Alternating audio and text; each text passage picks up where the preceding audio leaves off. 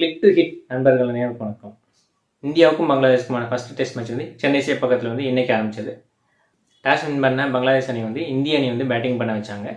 So அதன்படி முதல்ல கிளம்பிறங்கின இந்திய அணிக்கு வந்து ஆரம்பமே வந்து ரொம்ப தடுமாற்றமாகவே இருந்தது அப்படின்னு சொல்லணும். இந்திய அணியோட ரோஹித் வந்து சீக்கிரமாகவே அவுட் ஆகிட்டார். அதாவது ஹசன் பந்தில் வந்துட்டு 6 ரன்கள்லேருந்து அவுட் ஆகி வெளியேறினார். அடுத்து வந்த சுப்மன் கில், எல்லாருமே சுப்மன் கில் மேலே ரொம்ப ஒரு எதிர்பார்ப்பு வச்சுருந்தாங்க. ஸோ இந்திய அணியோட அடுத்த கேப்டனாக ஆக போகிறவர் அப்படின்ற மாதிரிலாம் மிகப்பெரிய பில்டப்போட வந்த சுப்மன் கில் வந்துட்டு டக் அவுட் ஆகி வெளியேறி ஏமாற்றத்தை அளித்தார் அப்படின்னே சொல்லணும். 8 பந்துகளில் ஒரு தப்பான ஷாட் ஆடி டக் அவுட் ஆகி வெளியேறிட்டார். ஸோ அடுத்து வந்து அனுபவ வீரர் கோலி, அவர் வந்து வந்தோடனே வந்து ஒரு ஆன் டிரைவில் பவுண்டரி அடித்து சிறப்பாகவே ஆரம்பித்தார். ஸோ இந்த மாதிரி வந்து எப்போவுமே ஒரு கான்ஃபிடென்ட்டாக ஆரம்பிக்கும் போது கோலி வந்து சிறப்பாகவே ஆடுவார். 50 அல்லது 100 வந்து கன்வெர்ட் பண்ணுவார் அப்படின்ற மாதிரி எதிர்பார்ப்போம். ஆனால் இந்த தடவை வந்து அந்த மாதிரி வந்து கன்வெர்ட் பண்ணலை.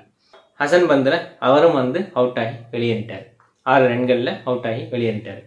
ஸோ இந்திய அணி வந்து 34 ரன்களுக்கு 3 விக்கெட் அப்படின்ற ஒரு இக்கட்டான சூழ்நிலைக்கு வந்து தள்ளப்பட்டது. அதுக்கப்புறம் வந்து பேண்ட் அண்ட் ஜெய்ஸ்வால் இவங்க 2 பேரும் இணைஞ்சாங்க. 2 பேரும் இணைஞ்சு அப்போதைக்கு இப்போ பவுண்ட்ரி அப்படின்ற மாதிரி வந்து அடித்து அங்கே உள்ள ரசிகர்களுக்கு ஒரு விருந்து படைச்சாங்க அப்படின்னே சொல்லலாம். ஏன்னா வந்துட்டு இந்திய அணி வந்து இப்படி வந்து மோசம் ஆடிட்டு இருக்காங்களே அப்படின்ற மாதிரி வந்து எல்லாருமே எதிர்பார்த்துட்டு இருக்க நேரத்தில் ஓரளவு டீசெண்டாக ஆடி அவங்களுக்கு வந்து ஒரு மகிழ்ச்சியை கொடுத்தாங்க அப்படின்னே சொல்லணும். தொடர்ந்து வந்து நல்லா ஆடிட்டு இருந்த ரிஷப் பண்ட் வந்து 39 ரன்களில் ஹசன் பந்தில் அவுட் ஆகிட்டார். ஸோ அடுத்து வந்த KL ராகுல், அவர் வந்து ரொம்பவும் நிதானமாக வந்து ஆட ஆரம்பித்தார். இந்த பக்கத்தில் சூப்பராக ஆடிட்டு இருந்த ஜெய்ஸ்வால் வந்து அரை சதம் கடந்து 56 ரன்களில் ஆட்டம் இழந்துட்டார். 144 ரன்களுக்கு 5 விக்கெட்டில் அப்படின்ற ஒரு இக்கட்டான சூழ்நிலைக்கு இந்திய அணி வந்து தள்ளப்பட்டது. அடுத்து வந்துட்டு அஸ்வின் அண்டு KL ராகுல் இவங்க இணைஞ்சு வந்து அணியை சர்வில் வந்து மீட்பாங்க அப்படின்ற மாதிரி எதிர்பார்த்துட்டு இருந்த நேரத்தில் KL ராகுலும் 16 ரன்களில் வந்து ஆட்டம் இழந்தார். ஸோ அவர் வந்து ஒரு ரொம்பவும் வந்து ஒரு சாஃப்ட் டிஸ்மிஷல்னு சொல்லணும். ஸோ தொடர்ந்து அஸ்வின் அண்டு ஜடேஜா, ஒருத்தருக்கு வந்து பொழப்புக்கு சென்னை, இன்னொருத்தருக்கு வந்து பிறந்ததுலேருந்தே சென்னை. 2 பேருக்குமே சென்னைன்றது கிட்டத்தட்ட ஹோம் கிரவுண்ட் மாதிரி தான். 2 பேருமே சேர்ந்து பங்களாதேஷோட பவுலர்களை சூப்பராகவே ஆடினாங்க அப்படின்னு சொல்லணும். சிங்கிள்ஸு, டூஸு, பவுண்ட்ரி, சிக்ஸஸ் அப்படின்னு சொல்லிட்டு மாற்றி மாற்றி அடித்து பங்களாதேஷோட பவுலர்களை பதம் பார்த்துட்டாங்க அப்படின்னே சொல்லணும். ரொம்பவே சிறப்பாக ஆடின அஸ்வின் வந்து அரை சதத்தை கடந்தார். அரை சதத்தை கடந்து தொடர்ந்து சிறப்பாக ஆடிட்டு இருந்த அஸ்வின் டெஸ்ட் மேட்சஸில் தன்னோட 5வது சதத்தை வந்து பதிவு செஞ்சார். ஸோ ஏற்கனவே வந்துட்டு 2021 இங்கிலாந்துக்கு எதிராக இதே சேப்பாக்கம் மைதானத்தில் தன்னோட சதத்தை வந்து பதிவு செஞ்சார். அதில் வந்து 106 ரன்கள் எடுத்தார். அதை தொடர்ந்து இப்போ வந்து 2024 சென்னை சேப்பாக்கத்தில் டெஸ்ட் மேட்ச் வந்து நடக்குது. இதுலேயும் வந்து 100 அடிச்சு கன்சிக்யூட்டிவாக 200 அடித்த பெருமை வந்து அஸ்வின் வந்து பெறார். அவருக்கு துணைன்ற ஜடேஜாவும் சிறப்பாடி 86 ரன்கள் அடித்தார். 50 அடித்து தன்னோட ட்ரேட்மார்க் செலிப்ரேஷனை வந்து பண்ணார். 2 பேரும் ஒன்றுக்கு ஒன்று சலைச்சதில்லை அப்படின்ற மாதிரி வந்து 10-4 2-6ன்னு சொல்லிட்டு ஈக்குவலாக வந்து அடிச்சிருக்கிறாங்க. அந்த அளவுக்கு பங்களாதேஷோட பவுலர்களை பாடப்படுத்திட்டாங்க அப்படின்னே சொல்லணும். ஒரு ப்ராப்பர் பேட்ஸ்மேன்ற லெவலுக்கு வந்து அஸ்வின் வந்து ஆடினார். அவர் வந்து TNPL பேட்டிங் பயிற்சி வந்து எடுத்தது இந்த இடத்துல வந்து அவருக்கு நல்லாவே கை கொடுத்துருக்கு அப்படின்னு சொல்லணும். அதை வந்து அவருமே வந்து பேட்டியில் சொன்னார்.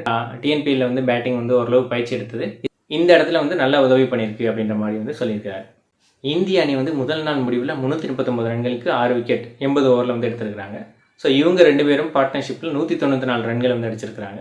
2வது முறையாக 2 பேரும் 100+ பார்ட்னர்ஷிப்பில் வந்துட்டு பங்கு பெற்றிருக்காங்க. அஸ்வின் வந்துட்டு நம்பர் 8 அதுக்கும் கீழே வந்து கிளம்பிறங்கி 4வது முறையாக வந்து டெஸ்ட்டில் வந்து 100 அடிச்சிருக்கிறாரு. நம்பர் 8 அதுக்கும் கீழே இறங்கி 5 டெஸ்ட் 100 அடித்த ஒரு வீரர் யாருன்னு பார்த்தீங்கன்னா டேனியல் விட்டோரி, நியூசிலாந்தை சேர்ந்த வீரர். அவருக்கு அடுத்து 4 டெஸ்ட் 100 அடித்து 2வது இடத்துல வந்து அஸ்வின் வந்து இருக்கிறார். ஒட்டுமொத்தத்தில் இந்திய அணி முதல் நாள் வந்து எப்படி விளையாண்டுருக்காங்க. ஸோ ஆரம்பத்தில் இந்திய அணியோட பேட்ஸ்மேன்கள் வந்து அந்த மூமெண்ட்டு கணிக்க முடியாமல் எல்லாருமே வந்து அடுத்தடுத்து ஆட்டம் இழந்தாங்க அப்படின்னே சொல்லணும். கொஞ்சம் வந்து அந்த பால் வந்து பழசாகவும் அதுக்கப்புறம் வந்து அந்த அதுக்கேற்றாப்புல ரிஷப் பண்டும் ஜெய்ஸ்வாலும் ஓரளவு சிறப்பாக விளையாண்டாங்க. இருந்தாலும் அந்த ஒரு இணையினால் பெரிய அளவில் வந்து சோபிக்க முடியலை. அதுக்கப்புறம் வந்த KL ராகுலும் சிறப்பாக வந்து விளையாட முடியல. அதுக்கப்புறம் வந்துட்டு அஸ்வினும் அண்டு ஜடேஜாவும் ஏற்கனவே அவங்களுக்கு இந்த மைதானத்தில் வந்து அதிக அனுபவம் இருக்கிறதுனால அந்த அனுபவத்தை வச்சு ரொம்பவே சிறப்பாகவே விளையாண்டுருக்காங்க அப்படின்னு சொல்லணும். நாளைக்கு இந்த இணை வந்து சிறப்பாக செயல்பட்டு ஜடேஜா வந்து ஒரு 100 அடித்து தன்னோட ட்ரேட்மார்க் செலிப்ரேஷனை வந்து மீண்டும் செய்வார் அப்படின்ற மாதிரி எதிர்பார்க்குறேன். இந்திய அணி ஒட்டுமொத்தமாக 400+ ரன்ஸ் அடித்து ஒரு நல்ல நிலையை வந்து பெறும் அப்படின்ற மாதிரி எதிர்பார்க்குறேன். என்னோட இந்த டெஸ்ட் மேட்சோட ஃபர்ஸ்ட் டே பற்றின ரிவ்யூ வந்து உங்களுக்கு பிடிச்சிருந்துச்சுன்னா இதை வந்து லைக் பண்ணுங்கள், இதை வந்து எல்லாருக்கும் ஷேர் பண்ணுங்கள், கிளிக் டு ஹிட் சேனலுக்கு சப்ஸ்கிரைப் பண்ணுங்கள். இந்திய அணி வந்து எப்படி விளையாண்டுருக்கணும் அப்படின்றத பற்றி உங்களோட கருத்துக்கள் இருந்தால் கமெண்ட் பாக்ஸில் கமெண்ட் பண்ணுங்கள். நன்றி, வணக்கம்.